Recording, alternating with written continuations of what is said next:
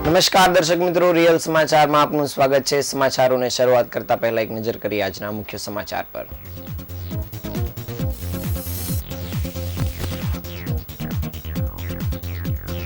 Ration કાર્ડના કેવાયસીની કામગીરીમાં થતા ધાંધિયાના વિરોધમાં સુરતમાં કોંગ્રેસના ધરણા।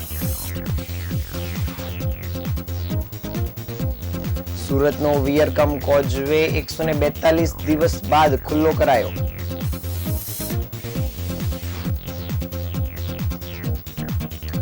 સુરત શહેરના પાલભાઠામાં ધર્મ પરિવર્તન થતું હોવાની વાતે હોબાળો મચાવ્યો। હજીરાના ઉદ્યોગને ફાયદો અપાવવાના કિસ્સામાં પાલિકાના એક અધિકારી સસ્પેન્ડ। પોલીસ વાનને ટક્કર મારનાર અને ખંડણી માંગનાર 2 આરોપીઓને પોલીસે કાયદાનું ભાન કરાવ્યું। ચાઇનીઝ ગેંગના 114 કરોડના સાયબર ફ્રોડનો સાગરીત ઝડપાયો।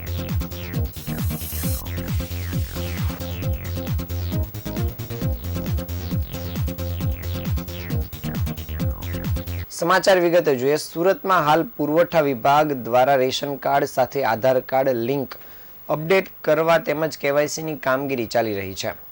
જોકે આ કામગીરી ગોકળગાયની ગતિએ ધીમી ચાલી રહી છે, જેથી ઘણા લોકો પરેશાન થઈ રહ્યા છે। ઘણા ગરીબ લોકો પોતાને મળતા લાભથી વંચિત રહે તેવી સ્થિતિનું નિર્માણ થઈ રહ્યું છે, જેથી કોંગ્રેસ દ્વારા શહેરભરમાં વિરોધ પ્રદર્શન કરવામાં આવ્યું છે, જેમાં અધિકારીઓ પર પૈસા પડાવવા પોલીસ દ્વારા ટીંગાટોળી કરી અટકાયત કરવામાં આવી છે। જ્યારે આ મામલે કોંગ્રેસના કલ્પેશ બારોટે જણાવ્યું હતું કે લોકોને પોતાનો કામ ધંધો છોડી કલાકો સુધી લાઇનમાં ઊભા રહેવું પડે છે, છતાં કામ થતું નથી ને લોકોને પડતી હાલાકીનો સત્વરે ઉકેલ આવે ને કામગીરી ઝડપથી થાય તેવી માંગ સાથે સુરત શહેર કોંગ્રેસ સમિતિ દ્વારા પુરવઠા ઝોન ઓફિસ ખાતે પ્રતિક ધરણા કાર્યક્રમ રાખવામાં આવ્યો છે। રેશન કાર્ડ કેવાયસીની ગોકળગાયની ઝડપે ચાલતી કામગીરીને કારણે લોકોને ભારે પરેશાની થઈ રહી છે। અમરોલી વિસ્તારમાં કોંગ્રેસના નેતાઓ સહિતના કાર્યકર્તાઓએ વિરોધ નોંધાવ્યો હતો અને બેનરો અને સૂત્રોચ્ચાર સાથે વિરોધ કર્યો હતો। વિરોધ કરી રહેલા લોકોની પોલીસે અટકાયત કરી હતી અને અધિકારીઓ ઉપર પૈસા ઉડાવી વિરોધ કરાયો હતો, જેથી પોલીસે વિરોધ કરનારાઓની ટીંગાટોળી કરીને અટકાયત કરી હતી।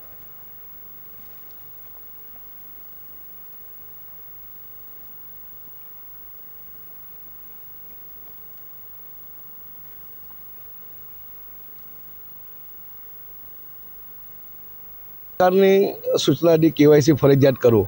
કેવાયસીના નામે આ શહેરની લાખો જનતાને પુરવઠા ખાતાના ભ્રષ્ટ અધિકારી દ્વારા હેરાનગતિ કરવામાં આવે છે। સવારે લોકો 5-5 વાગે લાઇનમાં આવીને ઊભા રહી જાય છે। સ્કૂલના વિદ્યાર્થીઓ હોય, સિનિયર સિટીઝન, નોકરિયાત વર્ગ, શ્રમિક વર્ગના માણસ હોય, રોજ કમાઈને રોજ ખાનારા લોકો સવારે 5 વાગ્યાથી આવીને ઝોનની બહાર લાઇન લગાવે ત્યારે 10 વાગે ટોકન મળે છે। ટોકનમાં બી અધિકારી સાથે અથવા ઝોનના ઓપરેટર સાથે એજન્ટો સાથે સેટિંગ હોય એને ડાયરેક્ટ ટોકન આપીને લોકોને કેવાયસી કરવામાં આવે છે। કેવાયસીના નામે માત્ર ને માત્ર દરેક ઝોનમાં ભ્રષ્ટાચાર ચાલે છે અને આજે સુરત શહેર જિલ્લા કોંગ્રેસ સમિતિના નેજા હેઠળ સુરતની તમામ 10 ઝોન પુરવઠા કચેરી ખાતે 11 દિવસના પ્રતિક ધરણાનું આયોજન કરવામાં આવેલ છે। સરકારની સુરતમાં રાંદેર કતારગામને જોડતો કોઝવે વાહન વ્યવહાર માટે શરૂ કરી દેવામાં આવ્યો છે। કોઝવે ખાતે સાફ સફાઈ બાદ આજથી વાહન વ્યવહાર માટે શરૂ કરી દેવાયો છે। આ વર્ષે 142 દિવસ માટે કોઝવે બંધ રહ્યો હતો। 1 જુલાઈના રોજ કોઝવે ઓવરફ્લો થતા વાહન વ્યવહાર માટે બંધ કરાવવામાં આવ્યો હતો। ત્યારબાદ સુરત શહેરમાં વરસાદ ઘટ્યો હતો, પરંતુ ઉકાઈ અને કાકરાપારથી પાણી છોડવાના કારણે કોઝવે સતત ઓવરફ્લો રહ્યો હતો।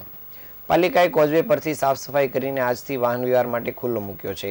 142 દિવસ સુધી સતત બંધ રહ્યા બાદ આ દિવસો દરમિયાન અડાજણ કતારગામ દરવાજાને જોડતા ચંદ્રશેખર ઓવરબ્રિજ પર તથા ડબોલી જહાંગીરપુરાને જોડતા બ્રિજ પર ટ્રાફિકનું ભારણ વધુ જોવા મળતું હતું। જોકે હવે કોઝવે ખુલ્લો મુકાતા લોકોને લાંબો ચકરાવો લેવો નહીં પડે અને વાહન ચાલકોના ઈંધણ અને સમયનો બચાવ થશે। કોઝવેની ભયજનક સપાટી 6 મીટરની છે અને 6 મીટરને પાર થતા કોઝવે ઓવરફ્લો થાય છે, જેથી વાહન વ્યવહાર માટે બંધ કરવાની ફરજ પડે છે। આ વર્ષે ચોમાસામાં 1 જુલાઈના રોજ કોઝવે વાહન વ્યવહાર માટે બંધ કરાયો હતો અને આ વર્ષે કોઝવે 142 દિવસ સુધી બંધ રહ્યો હતો। આ અગાઉ 2019માં કોઝવે સળંગ 119 દિવસ અને વર્ષ 2023માં 223 દિવસ સુધી કોઝવે બંધ રહ્યો હતો।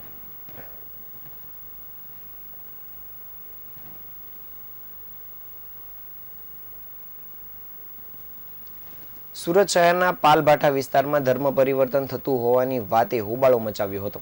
ભાઠામાં આવેલા ગ્રીન સિટી ક્લબ હાઉસમાં ચાલતા શાલોમ પરિવારના સ્નેહ મિલન તેમજ સત્સંગ સંધ્યાના કાર્યક્રમમાં ધર્મ પરિવર્તન કરવામાં આવતું હોવાની વાત વહેતી થઈ હતી, જેથી હિન્દુ સંગઠનો દોડી ગયા હતા અને જ્યાં નારેબાજી કરવામાં આવી હતી, જેથી વાતાવરણ ગરમાયું હતું. બાદમાં સમગ્ર મામલો પોલીસે થાળે પાડ્યો હતો. પાલ ગ્રીન સિટી ક્લબ હાઉસમાં શામોલ ધર્મ સત્સંગ યોજવામાં આવ્યો હતો, જેમાં ધર્મ પરિવર્તન થતું હોવાની વિહપ બજરંગ દળના કાર્યકરોને જાણ થતાં તેઓ પહોંચી ગયા હતા. ગ્રીન સિટીના રહીશોએ ખ્રિસ્તી મિશનરીના શામોલનો વિરોધ નોંધાવ્યો હતો. જય શ્રી રામ, અહીં તમારું શું કામ, હર હર મહાદેવ જેવા નારાઓ લગાવી વાતાવરણ ગરમાયું હતું.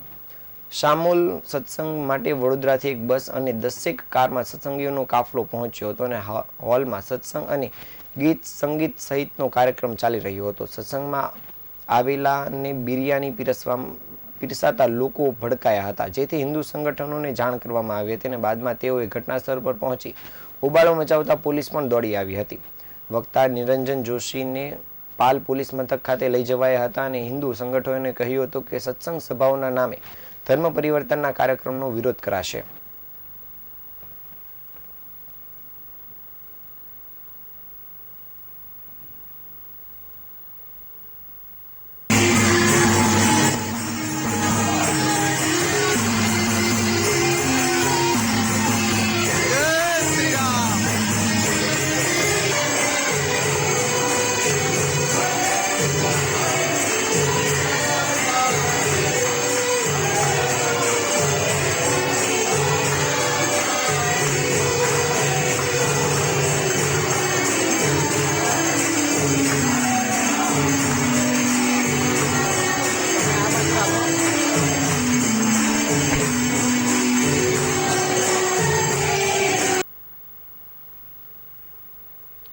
સુરત પાલિકાને કરોડો રૂપિયાનો ચૂનો ચોપડી હજીરાની કંપનીને ફાયદો કરાવવા માટે સુરત પાલિકાના કેટલાક અધિકારીઓની ભૂંડી ભૂમિકા બહાર આવી હતી. પાલિકાના ગંદા પાણીના કૌભાંડની ગંધ ગાંધીનગર સુધી પહોંચતા પગલાં ભરવાનું શરૂ કરી દેવામાં આવ્યું છે. હજીરાના ઉદ્યોગને ફાયદો કરાવવાના કિસ્સામાં પાલિકાના કાર્યપાલક ઇજનેરને મોડી રાત્રે સસ્પેન્ડ કરી દેવાતા પાલિકામાં સોપો પડી ગયો છે. કૌભાંડ બહાર આવ્યા બાદ ડિગ્રેડ કર્યા અને ખાતા આંચકી લેવામાં આવ્યા હતા. ત્યારબાદ આજે મોડી સાંજે મહત્વનો અને ચોંકાવનારા પગલાં ભરવામાં આવ્યા છે.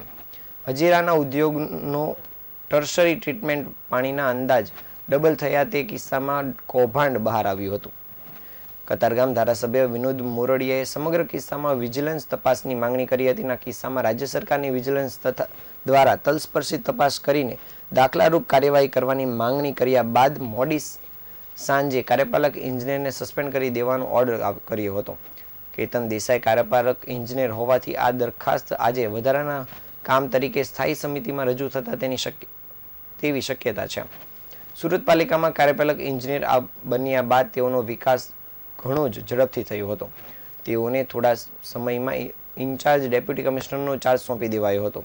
ત્યારબાદ ડેપ્યુટી કમિશનર નિમણૂક થતા ઇન્ચાર્જ એડિશનલ સિટી ઇજનેર પણ બની ગયા હતા. સાથે તેમને પાલિકાના તમામ મહત્વના અને મલાઈદાર ખાતાની જવાબદારી પણ સોંપી દેવામાં આવી હતી. દરમિયાન હજીરાના ઉદ્યોગોને ઔદ્યોગિક એકમોને ટર્શરી ટ્રીટેડ પાણી વેચવા માટેની દરખાસ્ત તૈયાર કરી હતી. આ માટે 1.5 વર્ષ પહેલા સૈદ્ધાંતિક નિર્ણય થયો હતો અને ત્યારે જ એવી શરત કરવામાં આવી હતી કે હજીરાના ઉદ્યોગ માટે MOU કરવામાં આવે અને MOU થયા બાદ ટેન્ડર ખોલવામાં આવે તેવી સૂચના સ્પષ્ટ લખવામાં આવી હતી. આ પ્રોજેક્ટ માટે પાલિકાની સ્પષ્ટ સૂચના છતાં MOU કરવામાં આવ્યા ન હતા અને પ્રોજેક્ટની કિંમત અનેક ગણી વધી ગઈ હતી.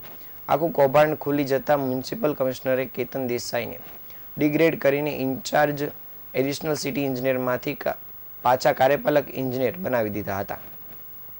ત્યારબાદ ફાઇલનો અભ્યાસ કરવામાં આવી રહ્યો હતો અને સુરત પાલિકાના ધારાસભ્યએ રાજ્ય સરકારના વિજિલન્સની તપાસની માંગણી કરી હતી. અને સમગ્ર પ્રક્રિયા દરમિયાન આજે મોડી સાંજે કેતન દેસાઈને સસ્પેન્ડ કરવાનો ઓર્ડર ઉદ્યોગના ઇશારે કરાતા અધિકારીની હાલત કફોડી થઈ ગઈ છે અને પાલિકામાં સોપો પડી ગયો છે. આ દરખાસ્ત આજની સ્થાયી સમિતિ સમક્ષ રજૂ કરવામાં આવી તેવી શક્યતા પણ જોવા મળી છે.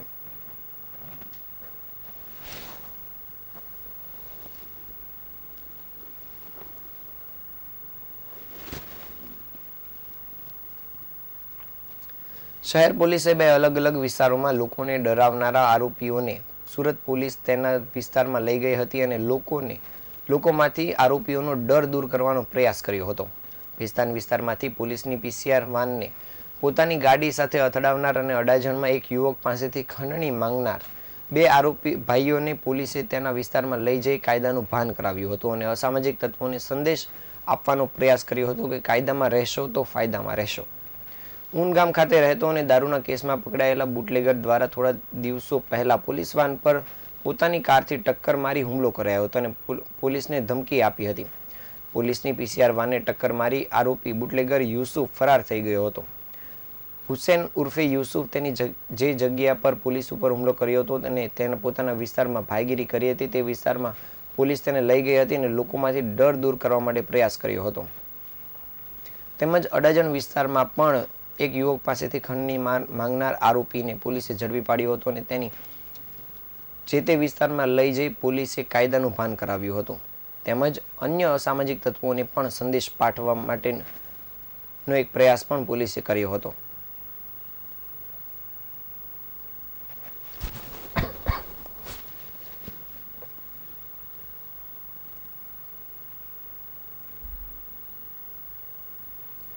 ચાઇનીઝ ગેંગ દ્વારા ભારતમાં 114 કરોડના સાયબર ફ્રોડની ઘટનામાં સુરત સાયબર સેલે વધુ એક આરોપીની ધરપકડ કરી છે. આ કૌભાંડમાં સામેલ કેતન વેકરિયાની ધરપકડ કરવામાં આવી છે. આરોપી કેતન ચાઇનીઝ ગેંગના દાખલ થયેલા ગુનામાં બેંકની કીટો દુબઈ મુખ્ય આરોપીને આપતો હતો. એટલું જ નહીં, તે બેંક એકાઉન્ટ હોલ્ડર પણ છે અને તેની ધરપકડ ભાવનગરથી કરવામાં આવી છે. ભારતમાં સાયબર ક્રાઇમ આચરતી આંતરરાષ્ટ્રીય ચાઇનીઝ ગેંગના ગુનામાં બેંકની કીટો દુબઈ ખાતે પૂરી પાડતા નાસ્તા ફરતા મુખ્ય આરોપી મિલન અને વિવેકને આપનાર આરોપી કેતનની સુરત સાયબર સેલે ધરપકડ કરી છે. આ કૌભાંડમાં છેલ્લા 1 વર્ષથી ગુનો દાખલ થયો છે અને ત્યાં સુધી અલગ અલગ એકાઉન્ટ ધારકોને લોભ લાલચ જ નહીં, છેતરપિંડીથી અલગ અલગ બેંકમાં જણાવ્યા મુજબ મોટા પ્રમાણમાં બેંક એકાઉન્ટ ખોલાવી એકાઉન્ટ ધારકો પાસેથી નવા બેંક એકાઉન્ટ કીટ તથા એકાઉન્ટમાં રજિસ્ટર્ડ કરાયેલા મોબાઈલ નંબરના સિમ કાર્ડ મેળવી દુબઈ કેતન મોકલતો હતો. દુબઈમાં બેસીને મિલન અને વિવેક મલ્ટિપલ બેંક એકાઉન્ટથી રજિસ્ટ્રેશન કરતા અને તેને ક્રિપ્ટોકરન્સીમાં બદલીને ચાઇનીઝ ગેંગને આપતા હતા. દેશના જરૂરિયાતમંદ લોકો પાસેથી જે તે બેંક એકાઉન્ટ ખોલાવતા હતા. તેને ઇન્ટરનેટ બેન્કિંગ માટે યુઝરનેમ અને પાસવર્ડ બનાવી ખોટી કિંમતી જામીનગીરીમાંથી ઊભી કરી ખોટા ઇલેક્ટ્રોનિક ફૂટ લેખનવાલા દસ્તાવેજો ઊભા કરી જે તે દુબઈ ખાતે મોકલતા હતા. જેના આધારે કોમ્પ્યુટરમાં ઇન્ટરનેટ બેન્કિંગમાં લોગિન કરી કેનરા બેંકના કુલ 261 બેંક એકાઉન્ટ સાયબર ફ્રોડના 77 કરોડ રૂપિયા વ્યવહારો કરાવી તે બેંકના એકાઉન્ટમાંથી અલગ અલગ બેંક એકાઉન્ટમાં ટ્રાન્સફર કરી તથા એટીએમ કાર્ડ દ્વારા વિડ્રો કરી લેતા હતા. આ સમગ્ર સાયબર ફ્રોડનો આંકડો 114 કરોડ સુધી પહોંચ્યો હતો. મિલન અને વિવેક અત્યાર સુધી વોન્ટેડ છે, જ્યારે સુરતમાં આ સમગ્ર કૌભાંડમાં આચરનાર હિરેનની ધરપકડ કરવામાં આવી છે. ત્યારબાદ હવે કેતન વેકરિયાની ધરપકડ કરાઈ છે. કેતન ગુનાહિત ઇતિહાસ ધરાવે છે. તેની ઉપર વર્ષ 2022માં ક્રાઇમ બ્રાન્ચ વર્ષ 2024માં સાયબર ફ્રોડના 3 ગુના નોંધાઈ ચૂક્યા છે. તેની ધરપકડ ભાવનગરથી કરવામાં આવી છે અને હાલ પોલીસે આ સમગ્ર મામલે વધુ કામગીરી હાથ ધરી છે.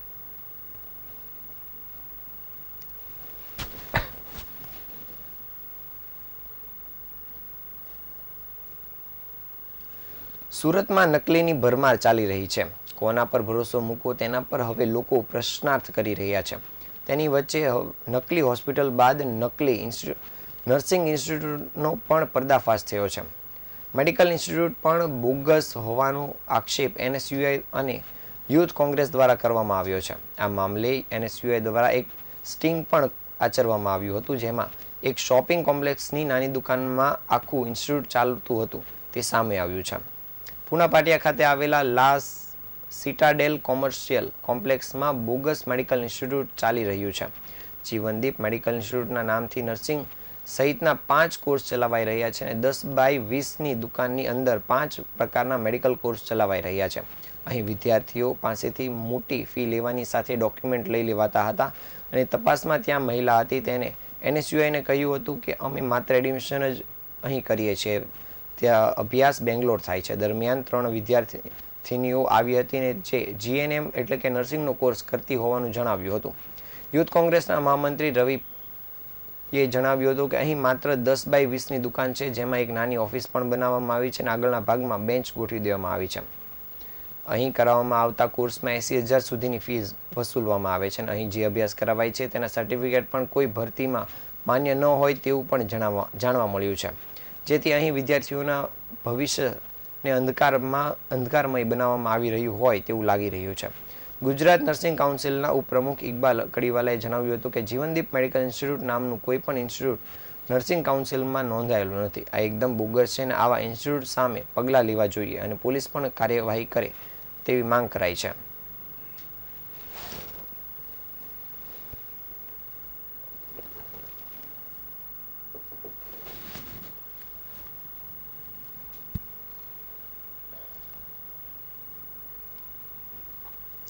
સુરત ટેક્સટાઇલ સિટી કહેવાય છે અને એટલા માટે જ અન્ય રાજ્યના લોકો પણ ખરીદી કરવા માટે સુરત આવતા હોય છે. ત્યારે મહારાષ્ટ્રથી લગ્ન પ્રસંગની ખરીદી કરવા માટે એક પરિવાર સુરત આવ્યો હતો. ત્યારે આ પરિવારની મહિલા રેલવે સ્ટેશન નજીક હતી તે સમયે એક અજાણ્યો ઈસમ મોટરસાઇકલ પર આવ્યો હતો અને મહિલાના હાથમાં રહેલું પર્સ સ્નેચિંગ કરીને ભાગી ગયો હતો. ત્યારબાદ આ સમગ્ર મામલે મહિધરપુરા પોલીસમાં ગુનો નોંધાયો હતો, જેમાં પોલીસે તાત્કાલિક આરોપીને પકડવા માટે અલગ અલગ ટીમો બનાવી તપાસ કામગીરી શરૂ કરી હતી. પોલીસે સીસીટીવી ફૂટેજના આધારે તેમજ હ્યુમન સોર્સ અને ટેકનિકલ વર્કઆઉટના આધારે આરોપીની ઓળખ કરી ઘટનાના ગણતરીના સમયમાં જ આરોપીની ધરપકડ કરી છે. પોલીસે આરોપી અનીશ ઉર્ફે મનુ લંગડાની ધરપકડ કરી પર્સ સ્નેચિંગના ગુનાનો ભેદ ઉકેલ્યો છે. આ ઉપરાંત શોએબ નામના ઈસમને પોલીસે વોન્ટેડ જાહેર કર્યો છે. શોએબ સામે અગાઉ 45 જેટલા ગુના નોંધાયા હોવાનું પણ પોલીસ તપાસમાં સામે આવ્યું છે. હાલ પોલીસે આ મામલે આગળની કાર્યવાહી શરૂ કરી છે.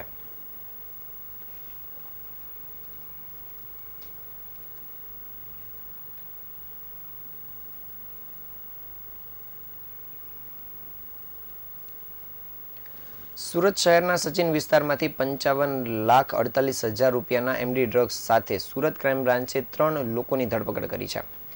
આ ત્રણેય આરોપી પૈકી તોસીફની પૂછપરછ દરમિયાન પોલીસને જાણકારી મળી છે કે આ ડ્રગ્સ તેઓ મુંબઈના નાલાસોપારાથી લાવ્યા હતા. પોલીસે વધુ તપાસ હાથ ધરી ત્યારે તેઓ પણ ચોંકી ઉઠ્યા હતા, કારણ કે આ ડ્રગ્સ તેઓએ અજય ઠાકોર અને નાઇજેરિયન નાગરિક પાસેથી ખરીદી સુરતમાં વેચવાના હતા.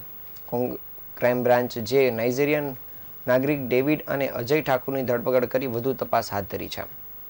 સચિન કપલેતા ચેકપોસ્ટ પાસેથી 554 ગ્રામ એમડી ડ્રગ્સ સાથે ઇરફાન ખાન, મોહમ્મદ તોસીફ અને આશ્વિક કુરેશીની ધરપકડ કરવામાં આવી હતી. તેઓ મુંબઈથી એમડી ડ્રગ્સ લઈને સુરત આવી રહ્યા હતા. તે દરમિયાન સચિન વિસ્તારથી સુરત ક્રાઇમ બ્રાન્ચે તેની ધરપકડ કરી હતી.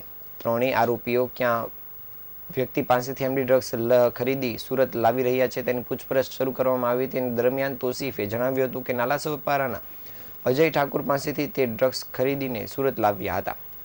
ક્રાઇમ બ્રાન્ચની ટીમે જ્યારે મુંબઈ પહોંચી અને અજયની ધરપકડ કરી ત્યારે આ કેસમાં સંડોવાયેલા વધુ એક આરોપીની જાણકારી પોલીસને મળી હતી અને આરોપી અન્ય કોઈ નહીં પરંતુ નાઇજેરિયન નાગરિક ડેવિડ પ્રિન્સ કુચેને હતો. તેની ધરપકડ નાલાસોપારાના આવા વિસ્તારમાંથી કરવામાં આવી હતી, જ્યાં મોટી સંખ્યામાં નાઇજેરિયન નાગરિક રહે છે. આ માટે એક ખાસ ઓપરેશન હાથ ધરાયું હતું અને મહારાષ્ટ્રથી સુરત શહેર સુધી પહોંચાડવામાં આવેલા એમડી ડ્રગ્સના આંતરરાષ્ટ્રીય રેકેટનો પર્દાફાશ કરી બંને આરોપીઓની ધરપકડ ક્રાઇમ બ્રાન્ચ દ્વારા કરવામાં આવી હતી. ડેવિડ અગાઉ મુંબઈના કાંદિવલી પોલીસ સ્ટેશનના ચીટિંગના ગુનામાં વર્ષ 2015થી 2019 સુધી કોલ્હાપુર કોલંબા જેલમાં કેદ થયો હતો. હાલ પોલીસે આ બંને આરોપીઓને લઈને આગળની કાર્યવાહી શરૂ કરી છે.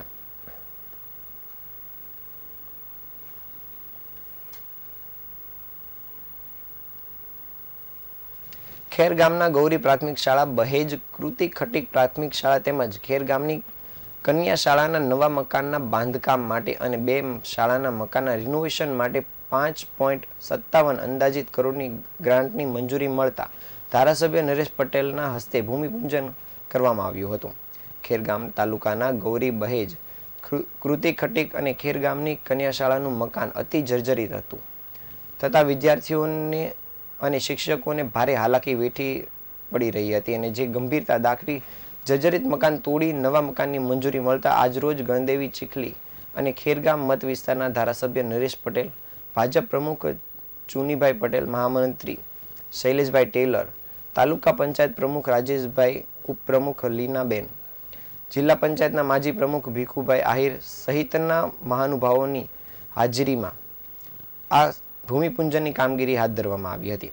અનેક ગામના સરપંચો સહિતના અગ્રણીઓ, શાળા એસએમસીના હોદ્દેદારો, ગામના અગ્રણીઓની ઉપસ્થિતિમાં ગૌરી પ્રાથમિક શાળાના અને બહેજ કૃતિ ખટીક પ્રાથમિક શાળાના નવા મકાનના માટે 2,92,00,000 તેમજ તાલુકાનું મુખ્ય મથક ગણાતું ખેરગામ કન્યા શાળાના મકાનનું નવીનીકરણ અને કુમાર શાળા તેમજ નારણપુર પ્રાથમિક શાળાના રિનોવેશન માટે 2.65 કરોડના ખર્ચે નિર્માણ થનાર મકાનનું ભૂમિપૂજન કરવામાં આવ્યું હતું.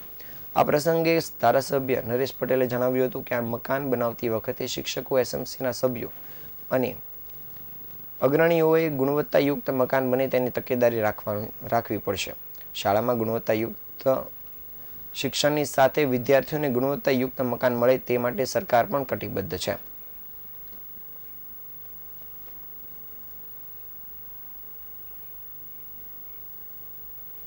આજના સમાચારના અંતે ફરી એકવાર નજર કરી આજના મુખ્ય સમાચાર ઉપર.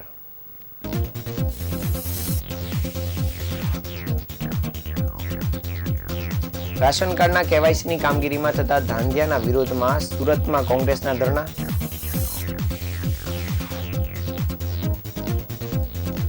સુરતનો વિયરકમ કોઝવે 142 દિવસ બાદ ખુલ્લો મુકાયો.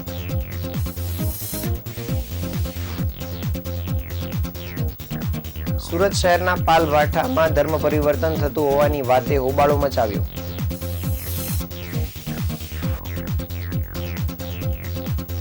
હજીરાના ઉદ્યોગને ફાયદો કરાવવાના કિસ્સામાં પાલિકાના એક અધિકારીને સસ્પેન્ડ કરાયા.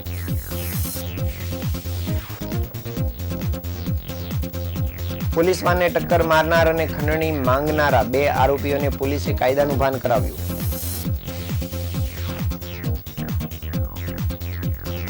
ચાઇનીઝ ગેંગના 114 કરોડના સાયબર ફ્રોડનો વધુ એક સાગરીત ઝડપાયો.